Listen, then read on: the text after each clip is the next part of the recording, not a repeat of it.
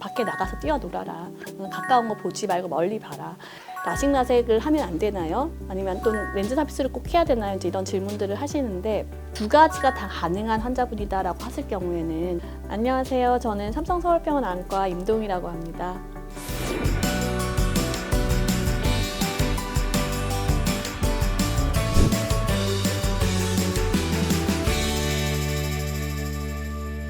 시력 교정술은 크게 일단 나눠서 각막을 건드리느냐 건드리지 않느냐로 보시면 될 것 같습니다. 더 흔하게 하는 건 각막 굴절 교정술이고요. 각막을 깎아서 이제 시력을 교정을 하는 방법입니다. 잘 알려진 수술 방법으로 라식, 라섹, 스마일이 일단 대표적으로 있고요. 각막이 예를 들면 너무 얇다든지 각막 모양이 좋지 않아서 깎을 수가 없다든지 하는 경우에는 각막은 그대로 두고 눈 안에다가 이제 렌즈를 삽입을 해서 굴절력을 바꿔주는 안내 렌즈 삽입술을 시행을 하게 됩니다. 그 각각을 어떤 것이 더 좋고 나쁘고 하는 건 사실 그 수술 방법 자체로 비교할 수는 없고요. 그 환자분들의 검사 결과에 따라서 어떤 분들은 라식이나 라섹이 더 적합하고 어떤 분들은 스마일 수술이 더 적합하고 그런 것들을 판단을 하게 됩니다. 각막 굴절 교정술 중에서 라식이라고 하는 것은 여기가 나중에 외상을 받거나 충격을 받거나 하면 이 뚜껑이 이렇게 찢어지거나 그 손실이 될 수가 있어서 굉장히 활동적이신 분들, 군인이라든지 운동선수 이런 경우에는 별로 권유를 드리지 않습니다. 대신에 회복이 굉장히 빠르거든요. 수술하고 다음 날부터 바로 일상생활이 가능해서 그다지 이제 활동이 많지 않은 회사원이라든지 바로 다음 날부터 잘 보고 싶어 하시는 분들, 그런 분들이 가능한 수술 방법이고요. 라섹 수술은 이렇게 뚜껑을 여는 과정이 없습니다. 그 상피층부터 해서 이제 레이저를 이용을 해서 실질까지 같이 깎아주는 수술이라고 생각하시면 되고, 상피층부터 제거를 하기 때문에 얘네들이 살이 다시 자라오려면 시간이 좀 오래 걸립니다. 수술을 받고 나서 시력이 완전히 올라오는데 한 일주일에서 한 달 정도까지를 이제 저희가 보고 있고요. 굴절 이상이 심해서 많이 깎아내는 경우에는 각막 혼탁이 생길 가능성이 좀 있기는 합니다. 그래서 너무 도수가 높은 경우에 라섹을 이제 해서 많이 깎는 거는 별로 권유를 드리지 않고, 그렇지만 이 뚜껑이 없기 때문에요. 가장 안전한 수술로 알려져 있고 굉장히 오래전부터 해왔던 수술이고, 그래서 비교적 많은 대상 환자분들이 수술을 받을 수 있습니다. 스마일 수술은 뚜껑을 여는 게 아니라 굉장히 작은 절개창을 이용을 해서 그 안에 있는 실지를 레이저로 이렇게 없애는 게 아니고 꺼내는 겁니다. 이제 커팅을 해서 꺼내는 수술, 그게 이제 스마일 수술입니다. 활동적이신 분들도 할 수가 있고요. 도수가 조금 더 높은 경우에, 많이 깎아야 되는 경우에도 가능하기 때문에 이제 비교적 최근에 더 인디케이션을 넓혀서 이제 많은 환자분들이 수술할 수 있는 방법으로 제시가 되고 있습니다. 그러니까 각막을 건드리는 수술과 건드리지 않는 수술의 합병증이 완전히 다릅니다. 각막을 건드리는 수술의 가장 대표적인 합병증은, 가장 흔한 합병증은 건조증입니다. 아주 흔하진 않지만 대표적인 합병증이 각막 확장증이라고 해서, 원래 각막 두께를 저희 깎아내면서 각막이 얇아지니까 2차적으로 원추각막, 의인성 각막 확장증이 생길 수가 있고, 그런 경우에는 수술했는데 시력이 더 떨어지게 됩니다. 그거를 수술 전에 저희가 100% 예측할 수는 사실은 없고, 이런 각막은 조금 더 위험도가 높을 수 있습니다 라고 이제 검사를 통해서 확인을 할 수가 있어서, 그런 경우에는 사실 렌즈 삽입술로 가는 게 맞고요. 렌즈 삽입술은 각막을 안 건드리니까 각막 확장증의 위험은 없습니다.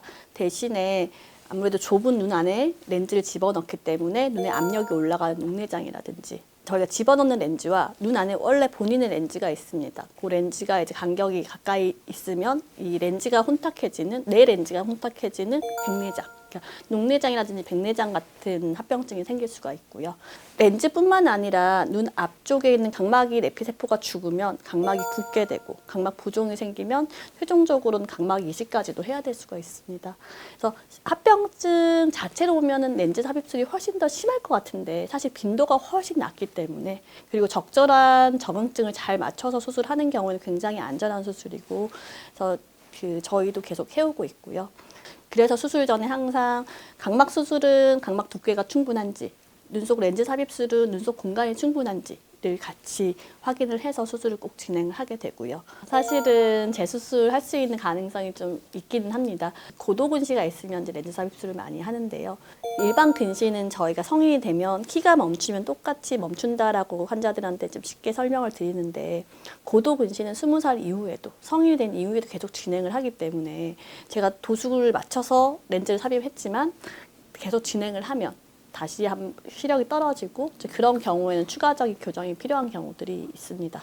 라식 라섹을 하는 경우에도 이제 이런 경우는 근시 자체가 진행을 하는 경우는 이 고도 근시에 비해서는 상대적으로 덜 합니다. 그렇지만 저희가 근시 퇴행이라고 말을 하는데요. 우리 몸은 계속 원래대로 돌아가려고 하는 항상성이 있어서 깎아놓으면 그 깎아놓은 모양 그대로 유지가 되지 않고요. 다시 살이 차들어오게 됩니다. 그러면서 근시가 다시 재발을 하기도 하고, 또는 뭐 여러 가지 바이러스나 눈병 같은 것들 때문에 눈에 혼탁이 생기거나 하는 일이 생길 수도 있는데, 그렇게 되면 또 굴절 도수가 다시 바뀌게 됩니다. 그래서 여러 가지 이유로 근시가 다시 재발되는 가능성이 꽤 있고요.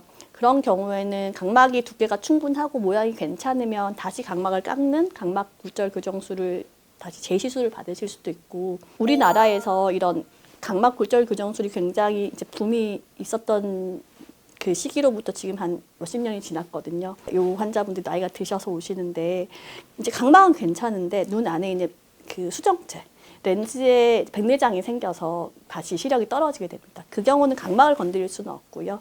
백내장을 해결하거나 이제 렌즈에 관련한 어떤 치료가 필요하게 됩니다.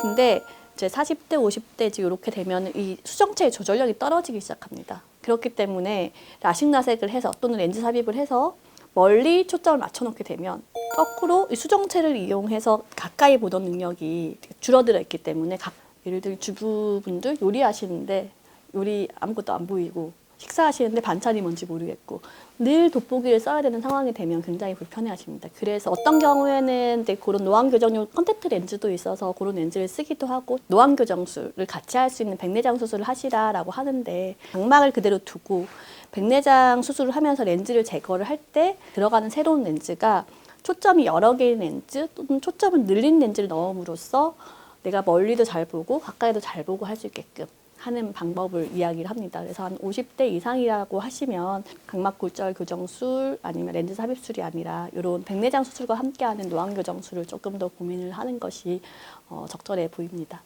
우선은 병원에 잘 가셔야 되고요. 세포를 저희가 레이저를 해가지고 깎아놓은 다음에 그 그대로 유지를 잘 하려면 안약을 사용을 잘 하셔야 됩니다. 최소한 한 달에서 한 3개월, 길게는 한 6개월까지도 사용을 합니다. 그래서 약을 잘 쓰시면서 얘네들이 초기에 재발하지 않도록 관리해 주는 게 굉장히 중요하고요. 그래서 한 최소한 6개월 정도까지는 정기적으로 검진을 받으시는 게 일단 첫 번째로 중요할 것 같고, 두 번째는 자외선 차단입니다. 수술 바로 하고 예를 들면 스키장이라든지 아니면 굉장히 빛이 강한 해변이라든지 이런 곳에 가는 것을 저희가 가능하면은 피하시라고 말씀을 드리고 있고요. 왜냐하면 자외선 자체가 각막 수술한 거에 영향을 줄 수가 있어서 그런 것들이 중요하고, 특히나 직후에는 반드시 선글라스를 끼도록 말씀을 드리고 있습니다. 예를 들면 세수나 이런 것들은 대부분 하루에서 한 3일 정도만 조심하시면 대부분은 괜찮습니다. 라식 같은 경우에는 사실은 외상에 굉장히 주의를 하셔야 되고요. 부딪히거나 다치지 않도록 조심하시고, 그런 신경들이 재생이 될 때까지 시간이 오래 걸리고, 그런 것들 때문에 건조증이 오래 생기게 되는데, 건조증 관련한 안약들도 좀 잘 사용하시고, 그래서 좀 지켜보시는 게 굉장히 중요하다고 하겠습니다. 근거리 작업을 좀 줄인다든지, 책을 30분 정도 보면 한 10분 정도는 멀리 좀 보고 쉬어요. 학교에 쉬는 시간이 있는 게 괜히 있는 게 사실 아닙니다. 그래서 공부를 하면 계속 이렇게 보고 있으면 근시의 진행을 굉장히 안 좋다라는 건 이미 여러 연구 결과들도 나와 있거든요. 어두운 데서 엎드려서 가까이 보는 건 굉장히 좋지 않기 때문에, 특히나 성장하는 어린이들도 그렇고요. 좋은 자세로 적절한 시간 동안 어떤 근거리 작업을 해주는 게 굉장히 중요하다고 하겠습니다. 눈을 깜빡이면서 눈물 순환이 되어줘야지 이게 눈이 건강하게 유지가 되는데, 뭔가 책을 본다든지 모니터를 본다든지 하고 있으면 이게 눈을 거의 깜빡이지 않게 되거든요. 그래서 의도적으로라도 눈을 조금 깜빡이는 것을 이제 해준다든지 이제 인공 눈물약을 좀 써준다든지 하는 것들이 도움이 되게 되고 눈 운동을 하고 멀리 보고 하는 것들이 눈의 근육의 어떤 그 긴장을 좀 완화를 시켜줄 수가 있기 때문에 그런 면에서는 도움이 되지만 거꾸로 시력을 그 원상복귀 회복시켜주는 이제 그런 데 효과가 있는지에 대해서는 아직은 이제 딱 결과가 나온 건 없고요. 그 블루 스크린 같은 경우에는 저희가 황반에 사실은 이제 그 자외선이라든지 그런 것들이 좋지 않은 것이 알려져 있기는 해서 그런 거랑 조금 영향이 있을 수 있을 것 같습니다. 이런 것들이 이제 의학적으로 학술적으로 사실 그 효과가 완전히 입증이 되지는 않았고요.